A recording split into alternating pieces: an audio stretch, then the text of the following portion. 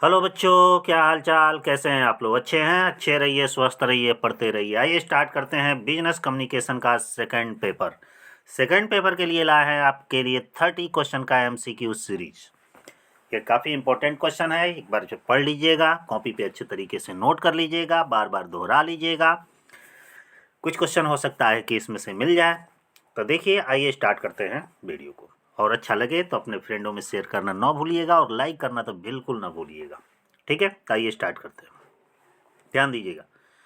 EDI का अभिप्राय, माने ईडीआई का पूरा नाम, फुल नाम क्या है?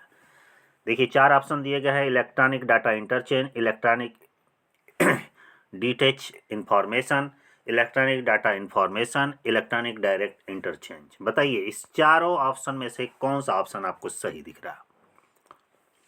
सोचिए कि ईडीआई का अभिप्राय क्या है, ईडीआई ईडीआई का फुल नाम क्या होता है? तो सही ऑप्शन ए है electronic data interchange. Option A सही होगा। कौन सा ऑप्शन सही है? ए ऑप्शन, पहला। दूसरा क्वेश्चन हमारा है कि ईएसपी का अभिप्राय है। ध्यान दीजिएगा, क्या किस चीज का अभिप्राय है? ईएसपी। ईएसपी का फुल नाम क्या है? अभिप्राय मतलब पूरा नाम। Internet service provider, internal service provider, internet service profit, internet sell provider. चारों ऑप्शन में से कौन सा ऑप्शन आपको सही दिख रहा है? सोचिए।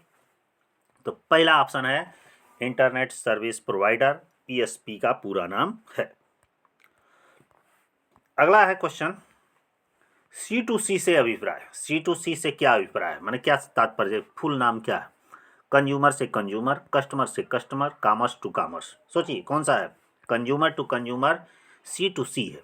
ठीक है, याद रखिएगा, मुझे मानी एकदम। फिर इसी तरह क्वेश्चन है B2B से क्या अभिप्राय है? B2B से क्या तात्पर्य है? Business to business, banana to banana, Bosnia to Banaras. सही ऑप्शन क्या है? Business to business, option A सही।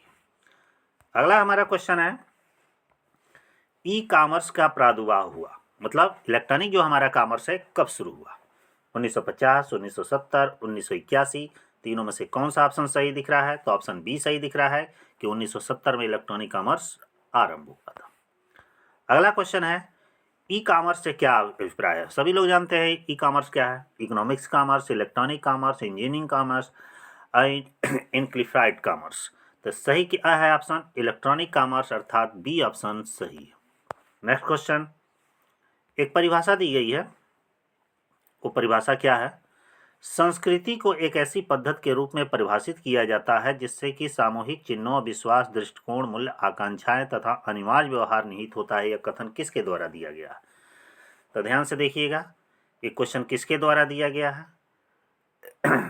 थिलियो बीबी, लेसिकर, डेविड कीट, थियो हैमन। तो सही ऑप्शन क्या है? थिलियो बीबी के द्वारा दिया गया है, ऑप्शन ए सही। आगे क्वेश्चन है किस संस्कृति में हाथ मिलाना एक लंबी प्रक्रिया है? किस संस्कृति में हाथ मिलाना एक लंबी प्रक्रिया? इंग्लैंड, अफ्रीका, हॉलैंड और स्पेन। तो सही ऑप्शन है स्पेन। ये भी कम्युनिकेशन का एक जरिया।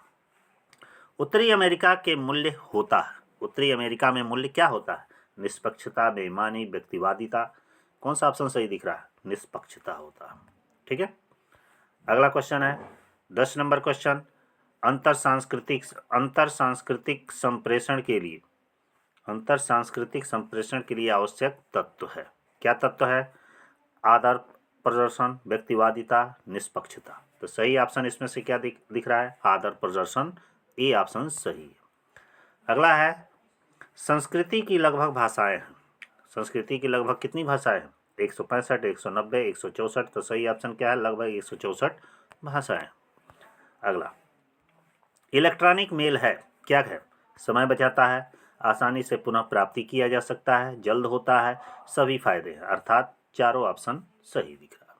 ठीक ना, ऑप्शन डी सही। अगला क्वेश्चन कह रहा है कि www का मतलब क्या? World wide web, world wide writing, world wide wire और वर्ल्ड वाइड विंडो। सही ऑप्शन क्या है? World wide web. आज के ज़माने में सभी लोग जानते हैं www का पूरा नाम। अगला क्वेश्चन क्या है रहा है कि आल्विन टफलर ने संप्रेषण की ऐतिहासिक प्रगति को स्पष्ट किया। क्या स्पष्ट किया? 4 तरंगों में, 5 तरंगों में, 3 तरंगों में। सही ऑप्शन क्या दिख रहा है? 3 तरंगों में अल्फ्रेड टॉफलर ने संप्रेषण की ऐतिहासिक प्रगति को बांटा। 15 नंबर क्वेश्चन का आ रहा है कि फैक्स का आविष्कार हुआ 1950, 1842, 1850। सही ऑप्शन क्या है इसमें से? 1950 में फैक्स का आविष्कार हुआ था। आगे बढ़िए।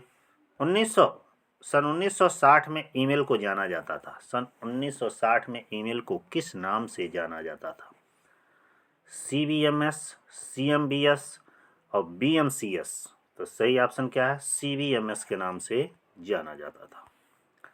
अगला है, निम्नलिखित में से कौन सा आधुनिक संप्रेषण का साधन नहीं है? आधुनिक संप्रेषण प्रेजेंट टाइम में कौन सा कम्युनिकेशन का जरिया नहीं है? Internet, citizen band radio, fax और पोस्ट कार्ड। बताइए प्रेजेंट टाइम में कौन सा संप्रेषण का जरिया नहीं चल रहा? तो प्रेजेंट टाइम में पोस्ट कार्ड बहुत समझिए कि 9 के बराबर चल रहा है। तो ऑप्शन डी सही है। आगे बढ़िए। जीवन वृत्त रिज्यूम एक आवेदन पत्र होता है। कौन सा आवेदन पत्र है? जॉब पैकेज, पूछताछ और शिकायत। ये पूछताछ का आवेदन पत्र होता है। ध्यान दीजिए, जॉब पैकेज नहीं होगा, दिमाग से उतार दीजिएगा, ये मत सोचिए ये गलत है। आवेदन पत्र के प्रकार होते हैं। आवेदन पत्र कितने प्रकार के होते हैं? सोचिए, आवेदन पत्र कितने प्रकार के होते हैं? सोचिए, 3 प्रकार, 2 प्रकार, 5 प्रकार। तो आवेदन पत्र 3 प्रकार के होते हैं। आगे बढ़िए। साक्षात्कार की अवस्थाएं होती है कितनी? 6, 3, 2। सोचिए कौन सा होगा? तो साक्षात्कार की 6 अवस्थाएं होती है। आगे, दीर्घ प्रतिवेदन होता है। दीर्घ प्रतिवेदन, लॉन्ग रिपोर्ट क्या होता है? औपचारिक, सरकारी, अनौपचारिक, अनुस्मारक। सोचिए कौन सा होगा इसमें से? तो औपचारिक होता है। दीर्घ प्रतिवेदन हमेशा औपचारिक होता है। अगला क्वेश्चन है कि निम्न में से क्या सरकारी कार्यालय की दिनचर्या नहीं है? निम्न में से क्या सरकारी कार्यालय की दिनचर्या नहीं है? डाक द्वारा पत्र प्राप्त करना, संक्षेपण नहीं, पत्रों का फाइलिंग करना, टिप्पणी लेखन। कौन सा इसमें से सही नहीं है? संक्षेपण नहीं, ये दिनचर्या कार्यालय का नहीं है। यहाँ ध्यान दीजिएगा, ये काफी इंपॉर्टेंट क्वेश्चन दिख रहा है। गलत वर्तनी वाला सही शब्द है।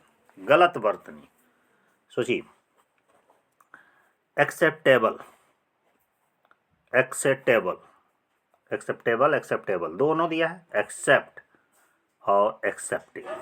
इन चारों में से कौन सा गलत वर्तनी वाला शब्द है? मतलब स्पेलिंग किसकी गलत है? तो सही ऑप्शन इसमें से क्या दिख रहा है? एक्सेप्टेबल जो लिखा है इसकी अंग्रेजी एक्सेप्टिंग सही है, एक्सेप्ट सही है, एक्सेप्टेबल सही है। ये ऊपर वाला डबल सी जो दिया गया है यही मिस्टेक है। आगे बढ़िए। 24 नंबर क्वेश्चन, मौखिक प्रस्तुतिकरण के सिद्धांत है।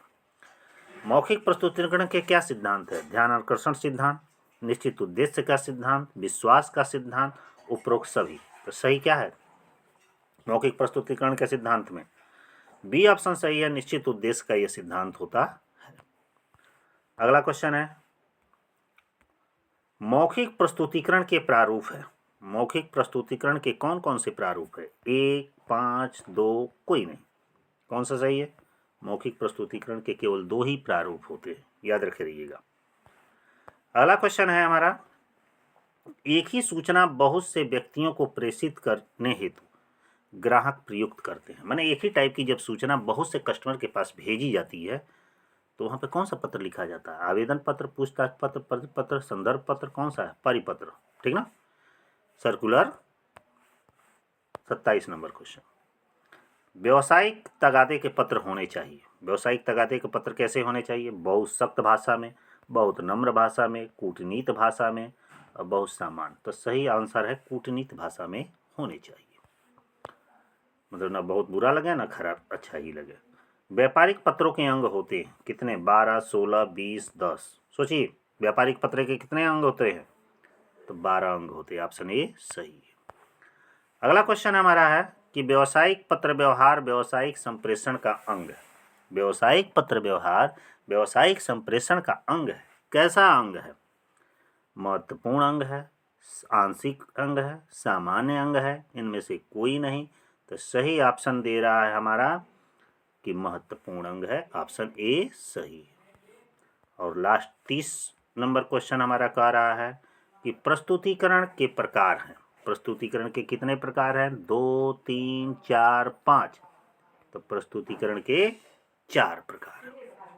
इस तरह ये आप लोग का 30 क्वेश्चन का MCQ सीरीज कैसा लगा, लाइक और कमेंट के माध्यम से जरूर बताइएगा। और बाबू इसे नोट कर लीजिएगा, नोट करने के बाद 2-4 बार पढ़ भी लीजिएगा, ठीक है? तो ठीक है, आप लोग का कमेंट आता है, मैं पढ़ता हूँ, बहुत अच्छा लगता है। ऐसे ही आप लोग कमेंट किया करिए, बताया कीजिए, ताकि पता चले कि हाँ भाई क्या रिस्पांस जा रहा है। ठीक है, फिर नेक्स्ट लेक्चर के लिए तैयार रहिएगा। कुछ समय बाद नेक्स्ट लेक्चर भी एक और लेक्चर जाएगा बिजनेस कम्युनिकेशन के सेकंड पेपर के लिए। तब तक के लिए बाय।